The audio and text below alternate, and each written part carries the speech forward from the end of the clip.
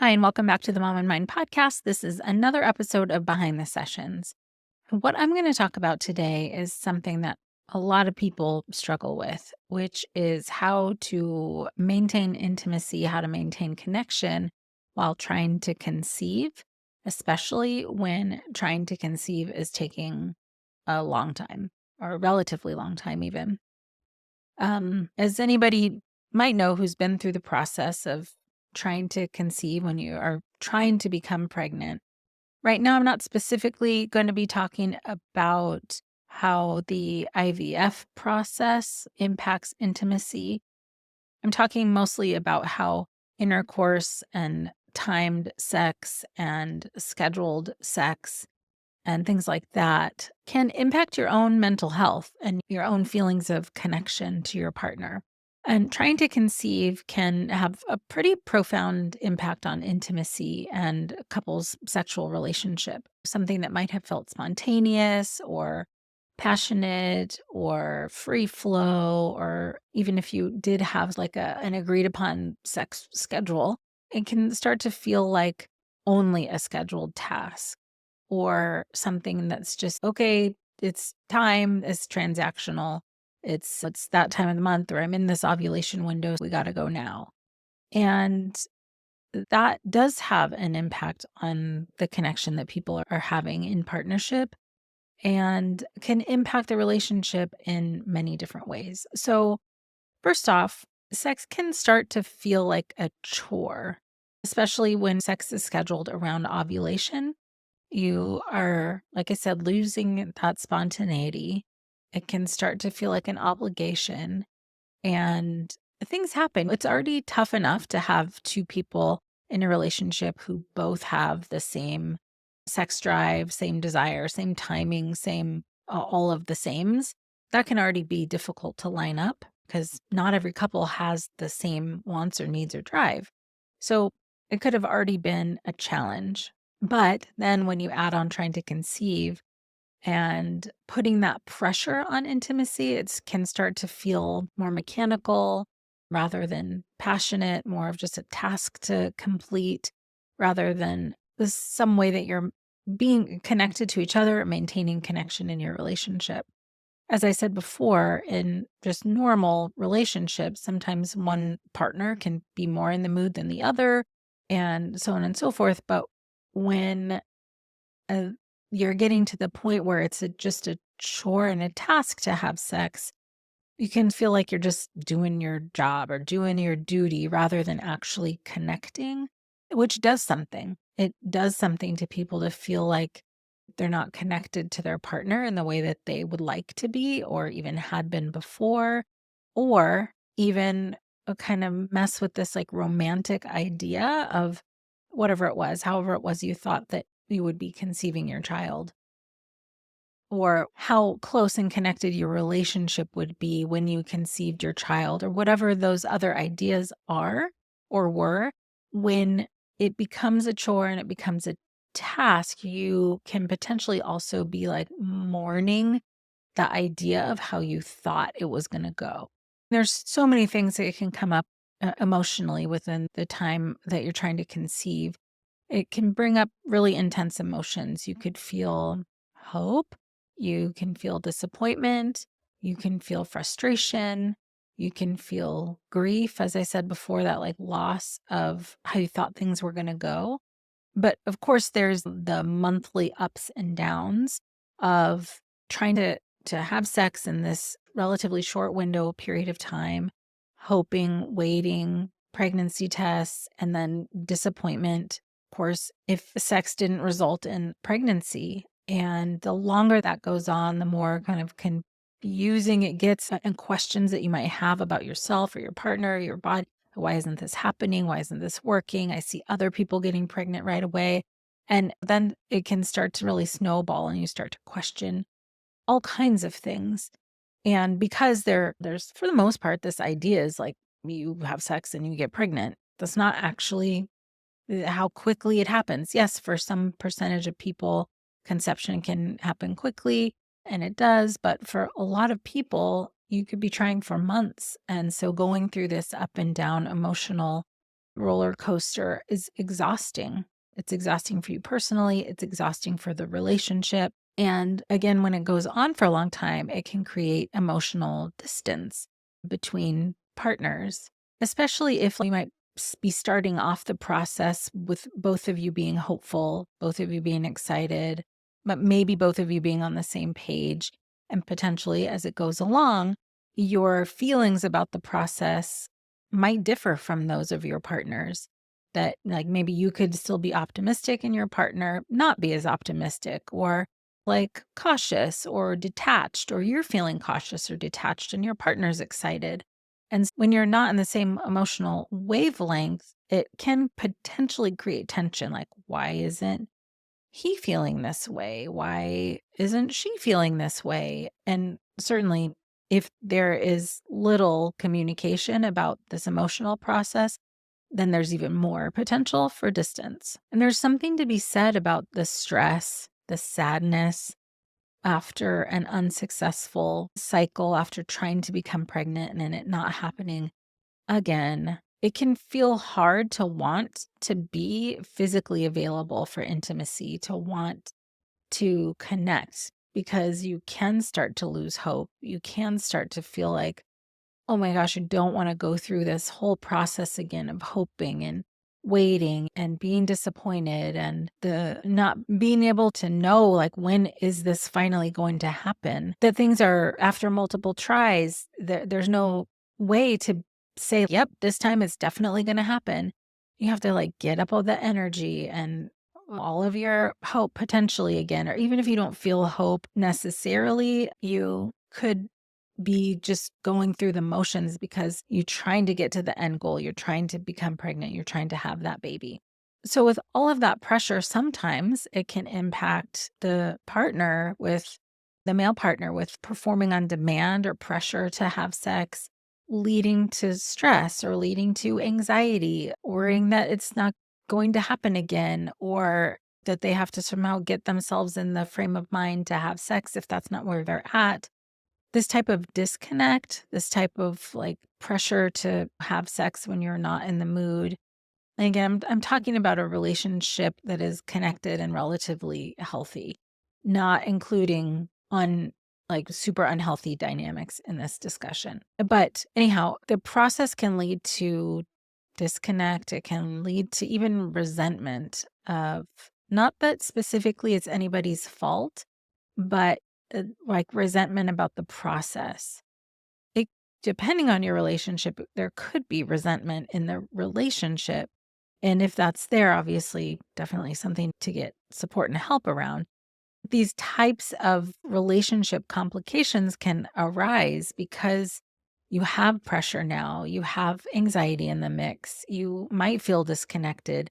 Maybe there's resentment, maybe there's exhaustion, maybe there's grief, maybe there's the disappointment. And the challenge remains, if both people are still have the goal in mind to get pregnant, have a child together, that connection that you maybe once had around spontaneous playfulness or affection, or even things that are not specifically sexual, like hugging or cuddling or kissing, or any of those things where you are wanting closeness and connection, again, not like non-sexual intimacy, can potentially be related with just like baby making, and then make those things difficult as well. Like one partner might retreat a little bit from a hug or from cuddling, or not want to be touched or their hand held, because now the association with intimacy is related to just trying to conceive. And if you're exhausted from this like process of trying to conceive and having sex during these very specific windows, it can make it more difficult to feel emotionally available for sex outside of those times. So sometimes one people or both people in a relationship could be avoiding sex outside of ovulation windows, which also impacts overall connection. And it is like an unintended a consequence of this long process of trying to conceive. So again, like over time, kind of eroding that sense of spontaneous connection, romance, if it was a romantic type of relationship.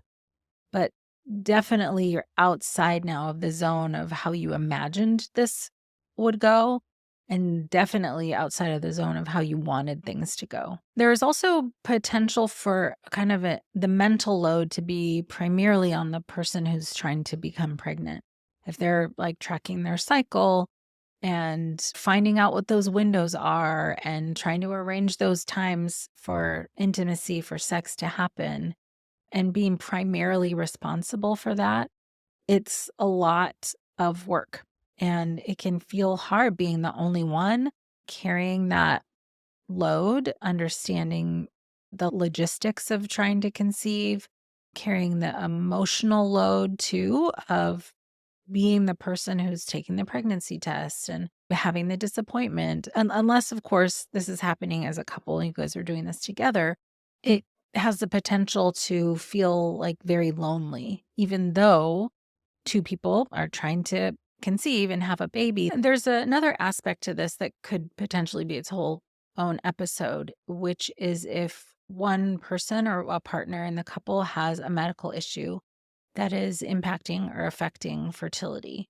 As I mentioned before, I'm not specifically talking about any IVF process in this episode, but medical issues can sometimes lead to that path of consulting with a reproductive endocrinologist to find out what other supports are available for trying to conceive. But outside of that, sometimes there are medical issues. There can be medical conditions trying to be managed to better increase the chances of becoming pregnant, not through IVF or IUI. Um, and that is a whole other process and potential like burden on the person who is dealing with the medical condition that is impacting fertility. And of course, no one is to blame. No one is to be shamed for that. No one is at fault. Sometimes these things just are what they are. And it can come with really like feelings of guilt, feelings like, oh my gosh, I'm the one, I'm the reason why we can't have a baby right now, or I'm holding up this process. And once you're getting into like months of trying and then potentially adding on the medical condition to that, it can be depressing. It's so stressful. It can be anxiety producing. It can impact your mental health. You can be stressed out. You can be overwhelmed. It can become all consuming. It can be the thing that you're, thinking about all of the time. And that in and of itself is just having to have that hyper focus on, getting to the point where you can be pregnant is exhausting for a lot of people. And many kind of ups and downs in this process where people can be like, okay, let's do this. Let's go. We've got energy. We're focused. We're going to try for this. And then there can be times where one or both people are exhausted by the process, exhausted by the ups and downs, don't feel like trying this month or next month. And there can be like some time pressure, especially for women who are trying to conceive in their 30s, mid 30s, late 30s, early 40s. And there's all this other messaging that comes in. Oh, you got to get pregnant by the time you're 35 or so on and so forth. There's so many things that I'm not touching on right now that impact this process. In any case, the guilt is what I'm trying to get at and really impact your mood, can really impact your motivation, and can really impact how you feel in your relationship as well. Obviously, if you or somebody you know is going through this, there are many different aspects to this that I'm not necessarily touching on today, but can be impacting you. So everybody's journey is different. All of the components that are impacting you and you're trying to conceive journey, potentially fertility challenges are yours, are unique to you and your partner. However, there are just so many things that overlap and that a lot of other people deal with as well. There are support groups, definitely for people who are having difficulty with trying to conceive or who are very stressed out by the process. But seeking out a therapist who has training in reproductive health, who has training in perinatal mental health, can be a huge support to try and understand what's going on, deal with the feelings that are coming up. And ideally, if there's a couples therapist involved who has that same kind of training and understands how this process can impact the couple, then go for that. absolutely seek support, seek therapy, seek support groups. And outside of that, communication is really important in every relationship, but definitely in this process. It can be really easy to feel disconnected and separate and isolated if there's no communication or not frequent communication with your partner. So you can create that space together. Could feel awkward at first. You could not really know how to fumble through a conversation, but that's okay. You can say that. You can put that up front, say those things to each other. Hey, we don't know how this specifically is going to go, this conversation, but let's leave space for us to not know and just fumble through. You can talk about your fears together. You can talk about frustrations. You can talk about needs that you have rather than holding everything in. And sometimes those conversations are going to feel connected and good. And sometimes and so definitely, again, seek support if needed. But it's better to try and have some kind of connection around the process because that is part of keeping intimacy is communicating together. Intimacy is closeness. That's connection. And if things have become robotic and schedule based and task oriented only, it's going to be harder to feel connected to your partner. So, to that end, it's helpful to try and prioritize when you can intimacy, closeness, connection over just trying to conceive, trying to make a baby. Like there are many different ways that you may have connected previously to this process that you could get back in the rotation, like having date nights, again, going back to deep conversations, finding things that you guys like to do together that are not just focused on trying to conceive. And that can also include self-care things, whatever your hobby is. If you and your partner are both able to do the things that you're both still interested in, that helps keep your mood up or helps keeping you fulfilled in other ways, then definitely continue to do those as well. And another possibility is that if, again, based on how you're communicating and what you guys are talking about together, if possible, to have other types of spontaneous, playful connection or intimacy, something where you feel connected that doesn't have to lead to sex, but could, but where you're connected and close so that you can rebuild some of that connection, some of the intimacy, so that it's not just this rote, scheduled thing that happens at this one time in the month. That tends to put too much pressure on it. And sometimes there are people who talk about in therapy where, yeah, they've been trying to conceive for a while and that is too much pressure. So they stop. They just stop trying to conceive and try and go back to just spontaneous sex or closeness or intimacy so that they can regain connection before they're trying to go back and continue the process of trying to conceive.